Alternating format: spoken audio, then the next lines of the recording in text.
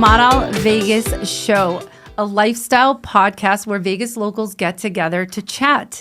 I feature my Lebanese Armenian mom, Seza, who's sitting right next to me. And today my cousin Tony is joining us as well. Thank you, Tony, for being here. And I have a very special guest. She is a singer, songwriter in Vegas, and she is a producer, and she makes music production accessible to more people. So she's helping artists everywhere. And she's, you know what? I actually look up to her a lot. She's a businesswoman, and her name is SEIDS. Thank you so much for coming. Thank you for having me. Of course. And I'm not kidding when I actually say I do look up to you. I'm serious. I want to be like you when I grow up. I really do. You are. Look at what you're doing. You're making content, which is what I do. I know. I love it. But I actually did learn from you, by the way. Okay. Remember, you gave me your little social media class. Yes, I know. You watched it? I'm all about women helping each other and empowering women. It's really important to me. So it was just so amazing when I asked you. I'm getting the goosebumps right now. I don't know why, but I really when I asked you, you were just like, no questions asked. You just gave me the program. I was like, oh my God. Yeah. And it was helpful. Homies always get the program for free. Oh, I love you. So I know that you are very focused on this program called Logic. First of all, is it a program? Like, is that a right way of saying it? It's a DAW, and that's a digital audio workstation. And it's a way to record music at anywhere, really. So, yes, I like talking about Logic and showing all the secrets of Logic Pro, but I also talk about like other DAWs too, like BandLab, which is a free DAW. And I'm going to start learning Ableton in December-ish and start posting about that also. Cool. So, yeah. So this is like such a foreign language to me, of course, because I don't really know anything about it. I have a technical side, believe it or not, but it's not technical on that side. But I think I would be curious about it one day. Yeah, I'm really passionate about making music production, as you mentioned, more accessible to more people. When I was growing up as a singer-songwriter, I really thought music production was like the equivalent to rocket science. Like only a few people can understand it and make it work. And it's really not the case. It's a lot easier than it looks. It's hard, like anything else. It's hard to get really good at it and to become a master of it. Yeah. But it's definitely easier than you think to get started and start building your own demos and start being creative. And now more than ever, there's so many free possibilities. If you have a phone, you can start producing. Yeah. Do you have to have any previous knowledge of anything? Logic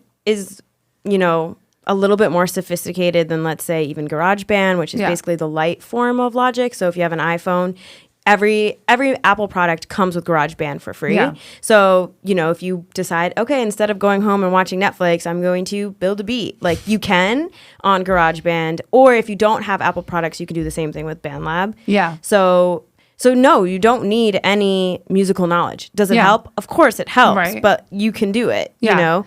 It's interesting too because it is a niche. After being like a content creator and like going through some hurdles with music, you cannot post anything on YouTube unless you have proven rights to it. I bet you're probably getting more business and more people wanting to know about this stuff now because they have to create their own music. You create your own music, you have power to do anything. Well, it's definitely something that has been kind of in the form, like, I hate to use the word elitist because there is something to be said about somebody that has studied, let's say, guitar or production for years and years and years. And because of that, they do get to be an elitist, right? Like, let's just be honest. But because of that, it's been so hard to have an entryway into these things. Yeah. So that's really why I've tried to, not dumb down the content, but talk about it in a way that people can understand it. Yeah. That's what I actually appreciate about your videos. Although I still don't know much about it because I haven't tried, but I do know that when I watch your videos, it's very simplified. It's not like any... Yeah, I just like to talk about it in just a way that normal people would understand things. Right. And also, I do want to mention that you did go to school at the Berkeley of Music. I did, but I didn't study music production there. I only studied singing. There. Oh, okay. Yeah. Well, that leads and me. even then, I didn't really ever understand what production was. It just didn't have like an interest for me. And even when I took the Intro to Logic Pro production class, I don't remember who the teacher was, so there's no like negative towards them, but I was not hooked, right? They didn't present it in a way that me as a singer-songwriter would be interested in. So years went by and COVID happened and all my singing gigs got canceled and I was just stuck at home. I was scrolling through Facebook and there was an ad, learn how to produce in 30 days. I clicked on it and I'm like, this is so stupid. I'm not going to learn how to produce music on this course online when I went to Berkeley. Right. But the class was it was half off. It was like $75. And I was like, let me just take this class and see how it goes. So I took it. And once I learned how to program drums, I was like, I can do this. That was like the novelty for me. It's just like learning how to program drums. And then after that, I started getting really into Logic Pro. And then I started posting. And then I'm like, I wish I had this skill 10 years prior. I wish that. So I'm going to give this skill to as many people as possible, as affordable as possible for free or super, super affordable. And that is what I'm going to do. And that became like my mission. I love these stories where people kind of stumble across like their thing. I mean, I've been trying so hard to like really make it in the music industry and not just like I was always singing gigs and I was always making money doing music. So that's obviously something that I can be really proud of, but I was never doing that full time. When I first got a job singing on the cruise ship, technically that was full time, but that wasn't something I wanted to do forever. So I was like, you didn't want to live in a cruise ship for the rest of your life? No. So I was like, okay. And I've always kind of been an entrepreneur, like deep down inside of me. So I was always trying, how can I make this like a career?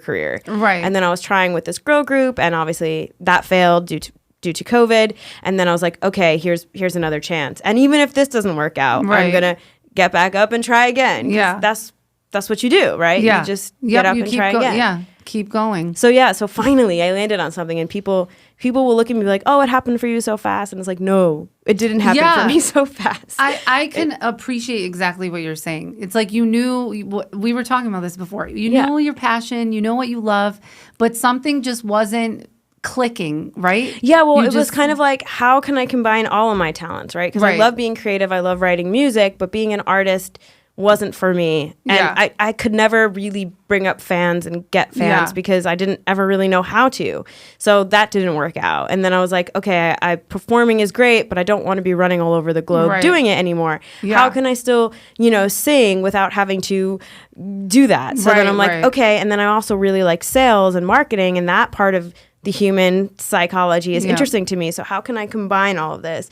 And that's when I came up with this new way to make money. And actually the way I make money is by making content for music tech companies. So it's like, okay, if I make content for music tech companies, they pay me, then I can give out free content to the masses. And it's kind of like this cycle. Right. And it's just a career that I came up with. I appreciate having people like you in my life. Like, I don't understand women who are not supportive of other women. Like, when I see like someone like you, like I just see like a beam of light. Oh my God, she has so much power and knowledge inside of her. Too. I try. Thank you so much. You're like so little, but you're so big.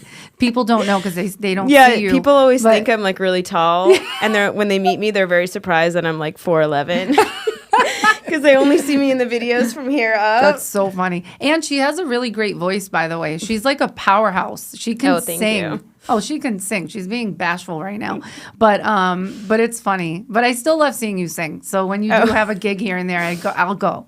Thank you. I'm trying to think what else. Okay, so we live in Vegas. Her program, like what was it? DAW? It's called. Oh yeah. DAW. A DAW, digital audio workstation, and it's not my program. It's by Apple. I think it's pretty cool how you're able to put all these different noises and sounds and instruments together on the computer. So it's almost like you have a band. Exactly. But you're doing it just in an app, and you're able to create different sounds and instruments. That's cool. And that's why I love producing, because I struggle so hard working with other people, honestly. I hate collaborating with music just because, for many reasons, right? It's hard to find that relationship of somebody that likes the same music you like and gets high about the same things you get high about, music related. And then it's also hard to meet people at the same work ethic as you. I have like an extreme work ethic, Yes. maybe an unhealthy work ethic. So it's always been hard for me to be in bands and work with people. So this makes you the captain of your own ship. Right. Like you can write all of your own music and you can do it all on yourself. Yeah.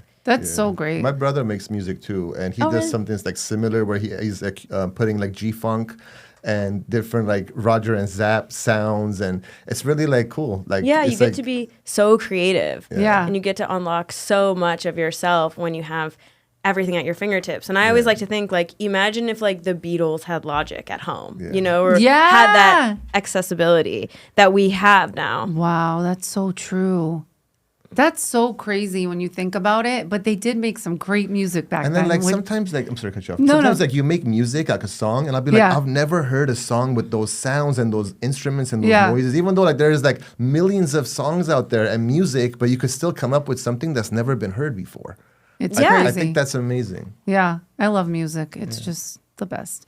But also, we live in Vegas, and wait, how long ago did you move here? It's almost 3 years now. Wow, it flew by. She's still new. She's I'm still still new. It takes a while to really get rooted. I think. Yeah. And I met you like when you first moved here. Yeah. Wow, I didn't even realize I knew you for 3 years. That's so crazy. I was really good at meeting people when I first moved here, and then the last couple of months I've just been like, you're a workaholic now. I'm a workaholic, but yeah. I kind of tricked her into this interview. I was like, "Hi, Sabrina." I mean, SEIDS. It's okay. I was like, "I miss you." She's like, "I miss you too." I was like, "Do you want to come to my podcast?"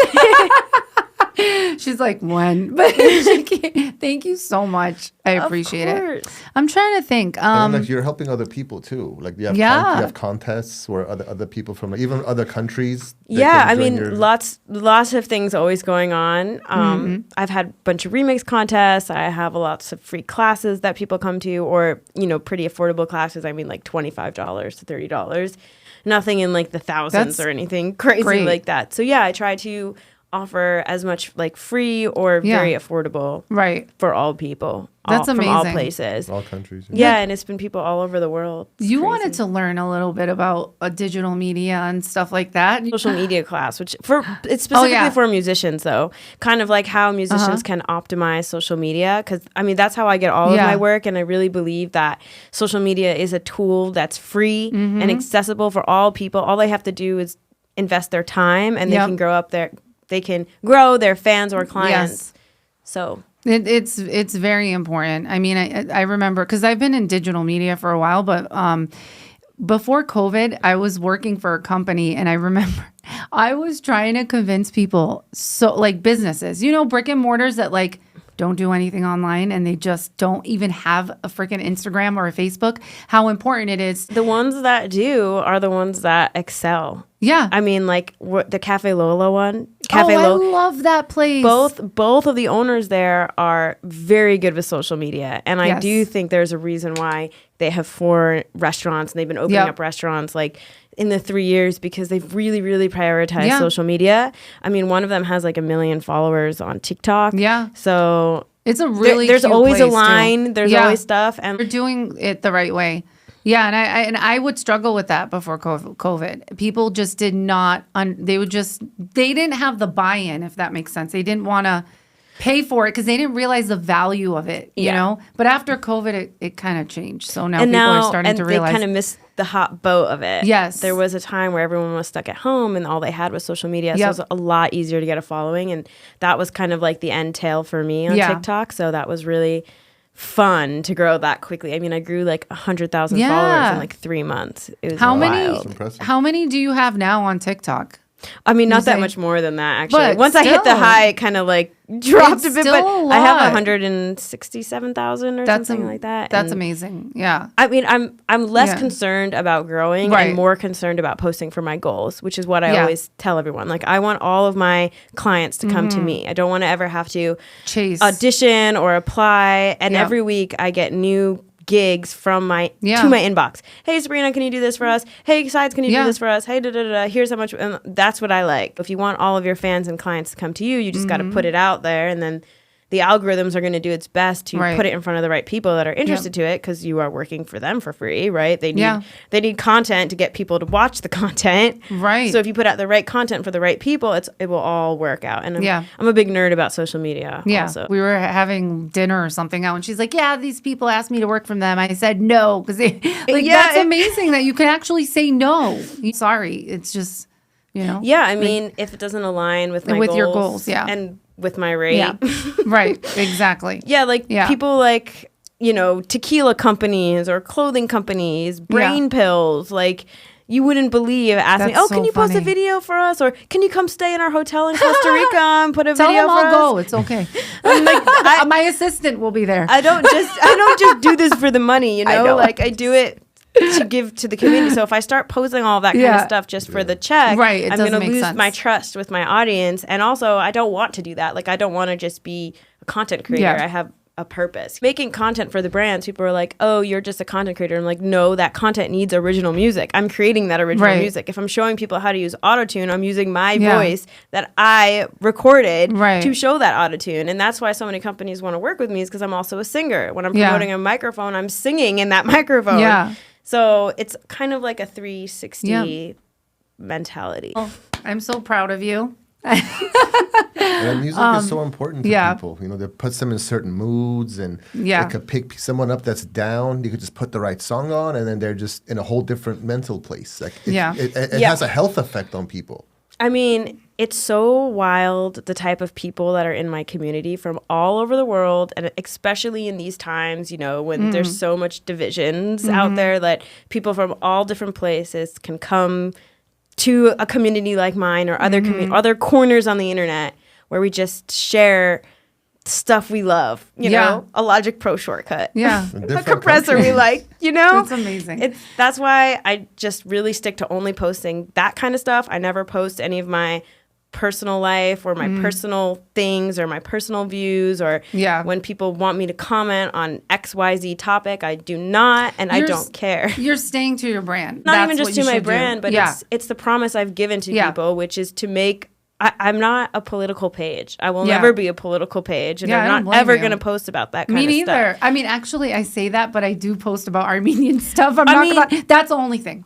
That's your choice. And there's no bad thing about it. No. I'm just saying where I am. But I agree. I don't talk about what I ate for breakfast. I don't talk about where I'm going. Did before this? Because he asked me, but I won't on my page, right? I don't post that stuff. I'm very it's specific. Not necessary. I mean, like you know what there's you're doing. other places to see that. Right. There's other people that will offer that. I'll call you. I'll text you. Ask you what you ate for breakfast. Well, anyway, I'm so happy that you came. Thank you so much. I wish I had more time, but we will get together again very soon. Thank you for having me. Yeah, so thank you guys for being on the show. You're very welcome. Thank you, Sabrina. Thank you. That wraps up the show. Thank you for watching the Maral Vegas Show, and we'll see you next time.